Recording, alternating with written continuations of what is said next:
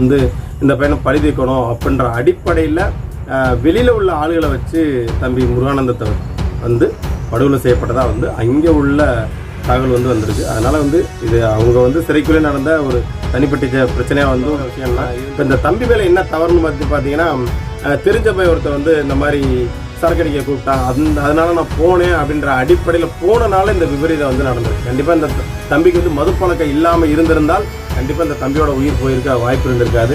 கண்டிப்பாக இதைத்தான் நம்ம பலமுறை நம்ம இளைஞர்கிட்ட சொன்னோம், தயவு செஞ்சு நம்ம இளைஞர்கள் வந்து மதுப்பழக்கம். வாரத்துக்கு முன்னாடி நானும் என்னோடய ஒய்ஃபும் வந்து செக்கப்புக்கு ஆஸ்பத்திரிக்கு போகும்போது இடையில திருநெல்வேலியில் தூத்துக்குடியிலேருந்து ஒருத்தவங்க வர்றாங்க. காலையில் 3 மணிக்கு கிளம்பியிருப்பாங்க போல இருக்குது. தூக்கத்தில் கரெக்டாக நாங்கள் ஒரு 6:30க்கு நாங்கள் ஆஸ்பத்திரி போயிட்டுருக்கோம். கரெக்டாக அந்த தூக்கத்தில் வண்டியை விட்டார், நேராக அடித்து ஜஸ்ட்டு மிஸ்ஸு.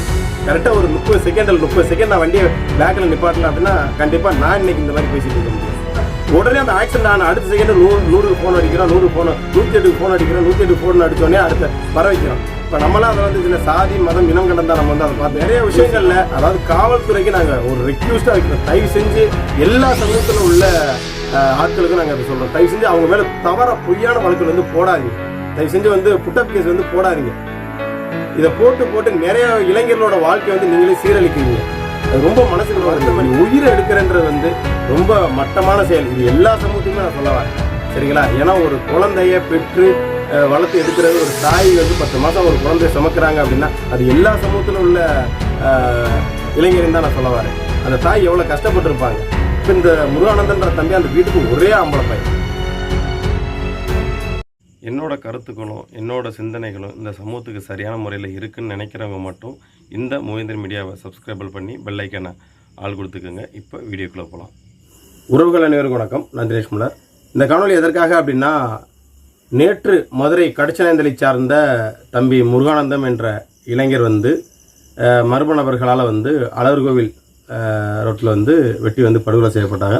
அழகர்கோவில் அருகாமையில் வந்து அது சாதி ரீதியான படுகொலையா இல்லை தனிப்பட்ட மோட்டிவா அப்படின்றப்ப தான் அந்த காணொலி வந்து பார்க்க போகிறோம். அதே போல் தம்பி முருகானந்தத்தோட உடலை வாங்காமல் உறவினர் வந்து இன்னும் போராட்டம் பண்ணிட்டு இருக்காங்க. தம்பி முருகானந்தத்தோட உடல் வந்து மதுரை அரசு மருத்துவமனையில் வந்து இருக்குது.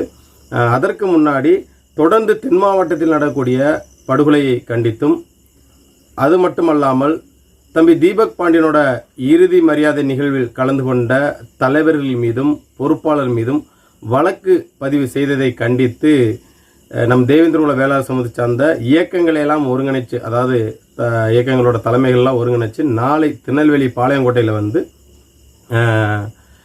ஒரு ஆலோசனை கூட்டம் வந்து நடைபெற இருக்குது. இதில் நம்மளால் கலந்துக்க முடியாத ஒரு சுச்சுவேஷன். ரொம்ப வருத்தம் தான்.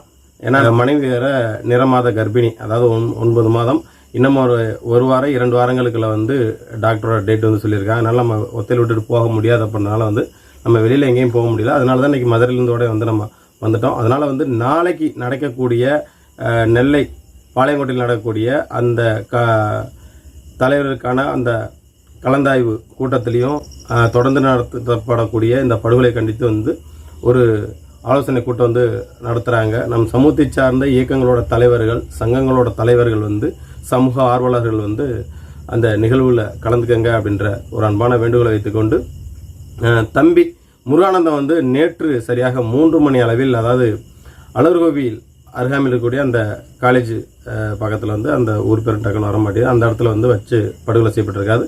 இது முன்விரோத காரணமா இல்லை சாதி ரீதியான படுகொலை அப்படின்ற மாதிரி நிறைய பேர் வந்து கேட்டுட்டு இருக்காங்க. இது சாதி ரீதியான படுகொலைகள் இல்லை. அதாவது வந்து பார்த்தீங்கன்னா ஒரு 1.5 வருடங்களுக்கு முன்பு வந்து பார்த்தீங்கன்னா சிறைக்குள்ள அகமுடையார் சமூகத்தை சார்ந்தவர்களோட தம்பிக்கும் ஏதோ ஒரு முரண்பாடு வந்து ஏற்பட்டிருக்கு. அதில் வந்து தம்பி வந்து அந்த பையனை வந்து அடிச்சிட்டதாகவும் சொல்லப்படுது. இது வந்து அங்கே கொடுத்த தகவல் அடிப்படையில் அந்த கருத்தை வந்து சொல்கிறோம். அடுத்த நாள் கண்டிப்பாக அந்த பையன் கோவம் கொண்டு எப்படியாவது வாங்க. நான் மறுபடியும் சொல்லக்கூடிய விஷயம் என்ன அப்படின்னு பார்த்தீங்கன்னா, தயவு செஞ்சு சோஷியல் மீடியாவில், அதாவது இன்ஸ்டாகிராமு, இந்த ஃபேஸ்புக் தளங்கள் எல்லாம் வந்து பார்த்தீங்கன்னா தேவையில்லாமல் அந்த பழிக்கு பழி எடுப்போம், திருப்பி வெட்டுவோம், நாங்கள் வந்து அப்படி இப்படி அந்த பின்னாடி பேக்ரவுண்ட் சாங் போடுறது, அதெல்லாம் தயவு செஞ்சு அறவே வந்து நிறுத்துங்க, சரிங்களா? வந்து இந்த பையனை பழி தீர்க்கணும் அப்படின்ற அடிப்படையில் வெளியில் உள்ள ஆளுகளை வச்சு தம்பி முருகானந்தத்தை வந்து படுகொலை செய்யப்பட்டதாக வந்து அங்கே உள்ள தகவல் வந்து வந்திருக்கு. அதனால் வந்து இது அவங்க வந்து சிறைக்குள்ளே நடந்த ஒரு தனிப்பட்ட பிரச்சனையாக வந்து இருந்திருக்குது. இது மட்டும் இல்லாமல் இதில் அதாவது சிறை காவலர்களை வந்து குற்றம் சாட்டக்கூடிய ஒரு செயல் வந்து ஏற்படுது. ஏன்னா வந்து இப்போ இந்த மேலூர் மற்ற மதுரை ஜெயிலெலாம் வந்து பார்த்திங்கன்னா ஒவ்வொரு கம்யூனிட்டியும் வந்து ஒவ்வொரு தனி சிறை வந்து அடைக்கிறது வழக்கமாக. அதாவது பிளாக் வந்து வேறு இதில் வந்து அடைப்பாங்களாம். ஆனால் தம்பி முருகானந்தமாக இருக்கட்டும், இல்லை மாட்டு சமூகத்தை சார்ந்த இளைஞர்களாக இருக்கட்டும், எல்லாருமே வந்து ஒரு இடத்துல அடைச்சதன் விளைவாக இந்த சிக்கல் வந்து உருவாகிருக்குது. இல்லை அப்படின்னா அங்கேயே வந்து சிறைக்குள்ள வந்து பார்த்தீங்கன்னா பெருசாலாம் அந்த சாதி சண்டைன்னு பெருசாக வராதான். அதுக்குள்ளே வந்து நீ போய் இந்த வேலையை செய்யணும், நீ போய் அந்த வேலையை செய்யணும் அப்படின்ற மாதிரி மோட்டிவ் வருமா. நான் இந்த வேலையை செய்ய முடியாது நான் அப்படின்றாலும் ஒரு சில பேர் எதிர்ப்பாங்களாம். அப்புறம் இந்த பீடி கட்டுக்கு எதோ விஷயத்துக்கெல்லாம் சொல்கிறாங்க சிறையில் வந்து. சரிங்களா? அதனால் வந்து இந்த சின்ன சின்ன சண்டைகள் தான். அதாவது ஒரு மனிதனுக்கு ஈகோ அப்படின்றது வந்து எங்கே கொண்டு முடிக்குதுன்னு பாருங்கள். இது வந்து எப்படி சொல்கிறது, ஒரு சின்ன சண்டை ஒன்று அடிச்சிட்டானா திருப்பி நீ அவனை அடிக்கலாம், இல்லை ஏதாவது ஒன்று பண்ணலாம். ஆனால் ஒரு உயிரை இவ்வளோ தூரம் வந்து கொடூரமாக கொலை செய்கிறதுங்கிறது வந்து இது எந்த சமூகத்துக்குமே நடக்கக்கூடாது. இந்த குற்றச்செயலில் இது போன்ற குற்றச்செயலில் எந்த சமூகங்கள் வந்து ஈடுபட்டாலும் அது வந்து கண்டிப்பாக வந்து கண்டிக்கத்தக்க ஒரு விஷயம். ஏன்னா ஒரு சின்ன சின்ன ஈகோ தான் நம்மளுக்குள்ள வந்து நீ பெரியவனா நான் பெரியவனா, இவன்கிட்ட போய் நம்ம வந்து இது பண்ணுறதா, இவன்கிட்ட போய் நம்ம அடி வாங்குறதா, இவன்கிட்ட போய் இது பண்ணுறதா அப்படின்ற மாதிரி நம்மளுக்குள்ள ஒரு இருக்கக்கூடிய சின்ன சின்ன ஈகோ வந்து பார்த்தீங்கன்னா அது கடைசியில் வந்து உயிரிழப்பை எடுப்பதற்கான ஒரு சூழ்நிலை வந்து ஏற்படுது. இனி வரும் காலங்களில் இதெல்லாம் வந்து வேணாம். ஏன்னா நம்ம வந்து மனித ஜென்மனுங்கிற வந்து எல்லாத்தையுமே வந்து ஒரு டைம் தான். அதனால் வந்து இதில் ஏற்றத்தாழ்வு நீ பெரியவன் நான் பெரியவன் வேணாம்.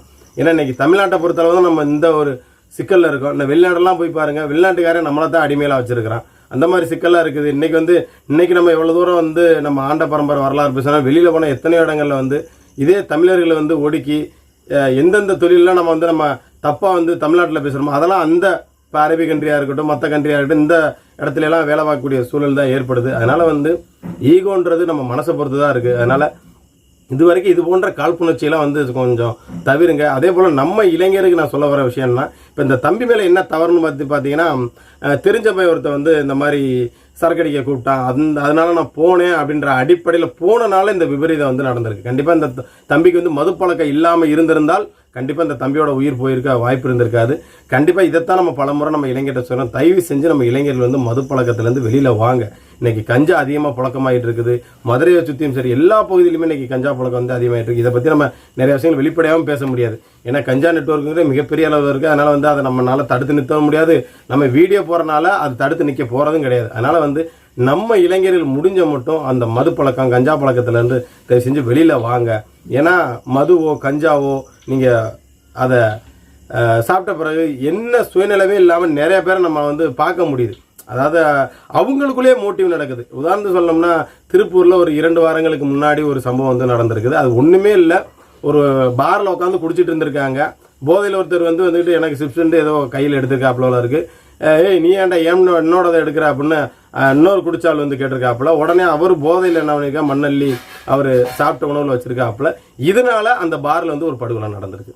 இந்த மாதிரியெல்லாம் பாருங்கள், இதுக்கெல்லாம் வந்து ஒரு உயிரை எடுக்கக்கூடிய. ஆனால் அந்த மது போதை இல்லைன்னா அவங்க 2 பேரும் இந்த சிக்கல் வந்திருக்குமா அப்படின்னா கண்டிப்பாக இருக்க வாய்ப்பு இருந்திருக்காது. அதனால் வந்து முடிஞ்ச மட்டும் இந்த மது பழக்கத்திலேருந்து நம்ம தேவேந்திர குல வேளா சமூகத்தை அந்த இளைஞர்கள் வந்து வெளில வாங்க. நான் மறுபடியும் சொல்லக்கூடிய விஷயம் என்ன அப்படின்னு பார்த்தீங்கன்னா, தயவு செஞ்சு சோஷியல் மீடியாவில் அதாவது இன்ஸ்டாகிராமு இந்த ஃபேஸ்புக் தளங்கள்லாம் வந்து பார்த்தீங்கன்னா தேவையில்லாமல் இந்த பழிக்கு பழி எடுப்போம், திருப்பி வெட்டுவோம், நாங்கள் வந்து அப்படி இப்படி அந்த பின்னாடி பேக்ரவுண்ட் சாங் போடுறது அதெல்லாம் தயவு செஞ்சு அறவே வந்து நிறுத்துங்க. சரிங்களா? ஒரு சில பேர்லாம் வந்து இப்போ ரீசெண்டாக வந்து தம்பி அந்த அபினேஷ் தம்பிக்கு ஒரு வீடியோ போட்டிருக்கோம், நீங்கள் அவருக்கு ஓவராக சப்போர்ட் பண்ணிகிட்டு இருக்காதீங்க அப்படின்ட்டு நம்ம சமூக இளைஞர்கள் வந்து சில பேர் வந்து கமெண்ட் பண்ணுறதை நம்ம அதை தொடர்பு கொண்டு கேட்குறோம். அதாவது ஒரு பையன் வந்து நான் அந்த பொதுத்தரத்தில் இப்படி பேசிட்டேன், இனிமேல் பேசலை நண்பா, இனிமேல் நான் பேசலானே, நான் இனிமேல் உங்கள் சமூக பசங்கள்ட்டு சொல்லுங்கன்னு ஒருத்தன் அவன் மனசு மாறணும்னு நினைக்கிறேன். அவன் நீங்கள் மறுபடியும் சின்ன கமெண்டில் யாரும் தவறாமல் இருக்கேன். இப்போ நானே ஒரு வீடியோ போட்டிருக்கிறேன், சரியா? அதுக்கு நம்ம இளைஞர்கள் வந்து நாங்கள் வந்து அப்படிலாம் கடந்து போக மாட்டோம், அது வந்து கோழைகள் கிடையாது அப்படின்ற மாதிரி ஒரு சில பேர் கமெண்ட் பண்ணுறீங்க. இதில் என்ன கிடைக்குது நான் அதான் கேட்குறேன். சரிங்களா? இது வரைக்கும் நான் வந்து ஒரு கோழி அறுக்கிறோம்னா கூட வந்து ஒரு உயிரை அறுக்கிறமேன்றது வருத்தப்படுவேன். அதனால் வேற யார்ட்டையா கடையில் கொடுத்து தான் வந்து நான் அறுத்து அந்த கோழியை வாங்கிட்டு வரதா இருக்கட்டும். ஒரு நாட்டு சேவல் அடிக்கிறோம் அப்படின்னா வந்து அதை கொள்ற கூட நமக்கெல்லாம் மனசு வர மாட்டேங்குது. அதனால் சின்ன சின்ன விஷயங்களுக்கெல்லாம் எப்படி வந்து நம்மளோட அந்த எப்படி சொல்கிறது அந்த ஈவிரக்கம் மனிதாபிமானம், ஒரு மனுஷன்ற கோவம் இருக்கா அடி வை, ஆனால் ஒரு உயிரை எடுக்கிறன்றது வந்து ரொம்ப மட்டமான செயல். இது எல்லா சமூகத்துக்குமே நான் சொல்ல வரேன். சரிங்களா? ஏன்னா ஒரு குழந்தைய பெற்று வளர்த்து எடுக்கிறது, ஒரு தாய் வந்து 10 மாதம் ஒரு குழந்தைய சுமக்கிறாங்க அப்படின்னா அது எல்லா சமூகத்தில் உள்ள இளைஞரின் தான் நான் சொல்ல வரேன். அந்த தாய் எவ்வளோ கஷ்டப்பட்டுருப்பாங்க. இப்போ இந்த முருகானந்தன்ற தம்பி அந்த வீட்டுக்கு ஒரே ஆம்பளை பையன், மற்றபடி சகோதரிகள் இருக்காங்க. அவங்க எவ்வளோ தூரம் வந்திருப்பாங்க. அவங்க பெற்றவங்க வந்து என் பிள்ளை வந்து இந்த மாதிரி மதுவுக்கு அடிமையாயிட்டானே, இந்த மாதிரி எல்லாம் ஒரு சில, அதாவது தம்பி மேலே ஒரு 2 வழக்குகள் இருக்கும் போல இருக்குது. ஒரு கொலை வழக்கா இல்லை வந்து கொலை முயற்சி வழக்கா ஏதோ ஒன்று இருக்கும் போல இருக்குது. ஏதோ ஒரு இதில் வந்து வழிப்பறி பண்ண விஷயத்தில் தம்பி வந்து கூட அந்த பசங்களோட போயிருக்கான். போனால அந்த பையனை வந்து வழிப்பறி கேஸில் இந்த பையனையும் கேஸில் சேர்த்துருக்காங்க. அதுலேருந்து கிட்டத்தட்ட ஒரு 24 கேஸுக்கு மேலே வந்து வழிப்பறி கேஸு இல்லை வந்து கொலை முயற்சி அந்த மாதிரி வந்து காவல்துறை வந்து புனையப்பட்டதாக வந்து அவங்க குடும்பத்தார் சொல்கிறாங்க. அப்போ இங்கே நிறைய விஷயங்களில், அதாவது காவல்துறைக்கு நாங்கள் ஒரு ரெக்யூஸ்டாக வைக்கிறோம். தயவு செஞ்சு எல்லா சமூகத்தில் உள்ள ஆட்களுக்கும் நாங்கள் அதை சொல்கிறோம். தயவு செஞ்சு அவங்க மேலே தவறாக பொய்யான வழக்குகள் வந்து போடாதீங்க. தயவு செஞ்சு வந்து புட்டப் கேஸ் வந்து போடாதீங்க. இதை போட்டு நிறைய இளைஞர்களோட வாழ்க்கையை வந்து நீங்களே சீரழிக்கிறீங்க. அது ரொம்ப மனசுக்கு வருத்தம் அளிக்குது. இந்த நெல்லையில் நடந்த விஷயத்திலையும் பாருங்க, இளைஞர் மீது எத்தனை பேர் மீது போட்டுட்டு இருக்கீங்க. இது எந்த சமூகத்துக்குமே போடக்கூடாதுன்னு சொல்கிறேன். எவன் குற்ற செயலில் ஈடுபட்டானோ அந்த சம்பவத்தில் 4 பேருக்கான 4 பேர்த்த மட்டும் பதிவு பண்ணுங்க. ஏன் தேவையில்லாமல் அவங்க மேலே வந்து தேவையில்லாமல் எக்ஸ்ட்ரா வழக்கில் அவங்க மேலே வந்து போட்டுவிட்டு இவங்க வந்து இந்த மாதிரி விஷயத்த பண்ண வந்தாங்க அந்த மாதிரி வந்து நீங்கள் மறுபடியும் அவங்கள நீங்களே குற்றவாளி ஆக்குறீங்க. அவன் என்ன செய்வான், ஒரு 2 விஷயத்துக்கு 3 விஷயத்துக்கு பார்ப்பேன். 4வது விஷயம், நம்ம எதுவுமே பண்ணாத தப்புக்கு காவல்துறை வந்து இந்த நம்ம மேலே வந்து புட்டப் கேஸ் வந்து போடுறாங்க, நம்ம அந்த விஷயத்தை பண்ணிவிட்டு அந்த கேஸை எடுத்துக்குவோம் அப்படின்ற மாதிரி அவனோட மனநிலே மாற ஆரம்பிச்சிடும். அவன் மதம் இருந்தும் போதோ இல்லை வேறு பழக்கத்துக்கு ஈடுபடும் போதோ அவனோட மைண்ட் செட்டே மாற ஆரம்பிச்சிடும். தயவு செஞ்சு காவல்துறை அதிகாரிகள் வந்து இனி வரக்கூடிய ஜென்ரேஷனாவது வந்து கொஞ்சம் வந்து பாருங்க. நீங்கள் வந்து அதாவது அடுத்தடுத்து இவங்க மேலே வழக்கு போட்டால் அவங்க வந்து அடுத்த குற்றச்செயலில் ஈடுபட மாட்டான்னு நீங்கள் நினைக்கிறீங்க. ஆனால் நீங்கள் அடுத்தடுத்து எல்லா சமூகத்தையும் நான் சொல்கிறேன், என்னோட தேவேந்திர வேளா சமூகத்தை மட்டும் நான் சொல்ல, எல்லா சமூகத்தில் உள்ள இளைஞர் தான் சொல்கிறேன். நீங்கள் அவங்க மேலே போட மறுபடியும் அவங்களோட மனநிலை மாறுது. அதாவது வந்து இப்போ ஏதாவது வேற ஒரு கேஸில் சிக்கிறவங்கள திடீர்னு அவங்கள கொலை கேஸில் இழுத்துறீங்க, கொலை முயற்சி இழுத்துறீங்க, நம்ம இந்த விஷயத்தை பண்ணிட்டே ஜெயிலுக்குள்ள போயிடுவோம் அப்படின்ற மாதிரி அவங்க மனநிலையே மாற ஆரம்பிக்குது. அதனால் காவல்துறையை முடிஞ்ச மட்டும் இந்த மாதிரி விஷயங்கள் இருக்காங்களா, அவங்கள வந்து சில விஷயங்கள் வந்து இனிமேல் நான் இந்த விஷயத்த பண்ண மாட்டேன் அப்படின்ற மாதிரி, இல்லை 2 தரப்புல எதுவும் பிரச்சனையா இருக்கா, அதாவது மதுரைக்குள்ள ஒரு 2 டீம் வந்து மோதுறாங்களா, நெல்லைக்குள்ள ஒரு 2 டீம் மோதுறாங்களா, அவங்க இரு தரப்பையுமே உட்கார வச்சு ஒரு சமாதானத்தை வைங்க. இனிமேல் இந்த விஷயத்த வந்து யாருமே நாங்கள் இந்த மாதிரி திருப்பி ரிவெஞ்ச் எடுக்கிறதோ நாங்கள் திருப்பி எதுவும் பண்ண மாட்டோம்ன்ற அதுக்கு ஒரு தீர்வை கொண்டு வாங்க. இல்லை அதுக்கு மீறி இந்த சமூகத்தில் யார் வந்து இழப்புகள் ஏற்பட்டாலும் அதுக்கு நீங்கள் தான் முழு பொறுப்பு, உங்களை தூக்கி குண்டா சொல்லப்போன்ற மாதிரி ஒரு வழக்கை கொண்டு வாங்க. அப்போ என்ன நினைப்பாங்க, நம்ம இந்த விஷயத்தை பண்ணக்கூடாது, நம்ம பண்ணோம்னா இது நம்ம எல்லா ஒட்டுமொத்த பேரையும் தூக்கி காவல்துறை உள்ள வச்சிடும் அப்படின்னு எங்கள் சமூகமாக இருக்கட்டும் மாட்டு சமூகம் எல்லாருமே யோசிப்பாங்க. அதை தயவு செஞ்சு காவல்துறை முன்னெடுங்க. அது ரொம்ப வருத்தமாக இருக்குது. அதாவது அவங்க குடும்பத்தில் சொன்னதை கேட்கும்போது அவங்க குடும்பத்தில் உண்மை சொல்கிறாங்க பொய் சொல்கிறாங்கிறோட அந்த பகுதியில் நம்ம நிறையா விசாரிக்கிறோம். அதனால் வந்து காவல்துறையும் கொஞ்சம் வந்து மனிதாபிமானத்தோட சில இளைஞர்களோட வாழ்க்கையை வந்து கெடுக்காதீங்கன்றதை இந்த காணொலி வாயில வந்து ஒரு ரெக்வெஸ்ட்டாக கேட்டுக்கிறோம். அதனால் வந்து இது போன்ற தனிப்பட்ட பிரச்சனைகள், இங்கே நிறையா விஷயங்கள் வந்து ஜாதி பிரச்சனையெல்லாம் நடக்கிறது ஒன்றும் கிடையாது. சின்ன சின்ன ஈகோ பிரச்சனை, சரியா, அது வந்து கிடையாது சாதி பிரச்சனையாக மாறுது. அதனால் வந்து இது வருங்காலங்களில் வந்து அனைத்து சமூகமே சரி இந்த சாதி வெறி சாதி வன்மம் வெட்டுறது கொலை பண்ணுறதுங்கிறத வந்து அதை அறவே தவிர்க்கணும். உங்களுக்கு ஒருத்தனை பிடிக்கலையா, எந்த அளவுக்கு அவன் மேலே கோவம் இருக்கும் அவனை அடித்து கூட உங்களோட கோவத்தை தயவு செஞ்சு ஒரு உயிரை எந்த சமூகத்தை சார்ந்தவங்களையும் எடுக்காதீங்க. ஏன்னா ஒரு பெற்றவங்களோட யோசிச்சு பாருங்களேன், இதே நமக்கு அந்த ஒரு நிலைமை நடந்தா ஒவ்வொருத்தனையும் வந்து தலையை வெட்டுறதா இருக்கட்டும், கையை வெட்டுறது, காலை வெட்டுறதா இருக்கட்டும், அது நமக்கு எப்படியா இருந்தாலும் நமக்கு திரும்பி வரும்னு உங்களுக்கு தெரியத்தான் செய்யுது. ஆனால் இருந்தாலும் எதற்குன்னு நான் கேட்குறேன், இது வேணாம். இது எல்லா சமூகத்தை சார்ந்த இளைஞருக்கு தான் சரி. ஆயுதம் ஒன்றே வந்து இங்கே தீர்வாகாது. நீங்கள் ஏன் மற்றவங்களுக்கு காவல்துறைக்கோ இல்லை மற்றவங்களுக்கோ பயந்து வாழணும்? தயவு செஞ்சு முடிஞ்ச மட்டும் நீங்கள் ஒரு சமூகத்துக்காக இருந்தாலும் சரி உங்கள் குடும்பத்துக்காக இருந்தாலும் சரி முடிஞ்ச மட்டும் நல்லது செய்ய பாருங்கள். இன்றைக்கி நிறைய விஷயங்கள் நீங்கள் பார்க்கலாம். ரோட்டில் வர அனாமத்தா அடிவெட்டு இதுன்னுவாங்க.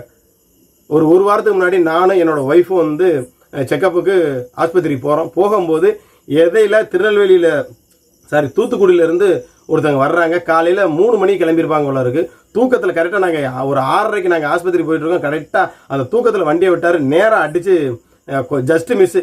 கரெக்டாக ஒரு 30 செகண்ட் நான் வண்டியை பேக்கில் நிப்பாட்டல அப்படின்னா கண்டிப்பாக நான் இன்னைக்கு இந்த மாதிரி பேசிகிட்டு இருக்க முடியாது. அப்போ ஏதோ ஆண்டவன் செயலால் தான் நம்ம தப்பிக்கிறோம். அவங்க என்னென்னா அந்த இதில் வண்டி அந்த 4 வழிச்சாலையில் வந்து அடித்து ஏறி அந்த இரும்பு கேட்டு மாதிரி அதில் அடித்தோடனே வண்டி நின்றுச்சு. அப்போ இந்த மாதிரி ஆபத்தெல்லாம் நடக்குது. அப்போ அவங்க நம்ம வந்து உடனே அந்த ஆக்சிடென்ட் ஆன அடுத்த செகண்ட் 100க்கு ஃபோன் அடிக்கிறோம், 108க்கு ஃபோன் அடிக்கிறோம், 108 ஃபோன் அடித்தோடனே அடுத்த வர வைக்கிறோம். இப்போ நம்மளாம் அதில் வந்து சின்ன சாதி மதம் இனம் கண்டந்தா நம்ம வந்து அதை பார்த்து உதவி செய்கிறோம். அவங்க யார் என்ன கேஸ்ட்னோட தெரியாது. இது மனிதாபிமானம். அந்த மாதிரி நிறைய அந்த மேலூர் ரூட்லேயும் நாங்கள் பார்த்துருக்கோம். அந்த மாதிரி மனிதாபிமானத்தோடு நம்ம நடந்துக்கணுன்றதை இதன் வாயிலாக கேட்டீங்க. தயவு செஞ்சு ஆயுதங்களை எந்த சமூகங்களும் எடுக்காதீங்க. ரிவெஞ்சு பண்ணுறோம், திருப்பி வெட்டுறோங்கிறத தயவு செஞ்சு இனி வரும் காலங்கள்லையாவது வந்து அனைவரும் நண்பனாக சகோதரத்துவமாக பழகுன்றதை இந்த கனிவலையாக கேட்டுக்கிறேன். நன்றி.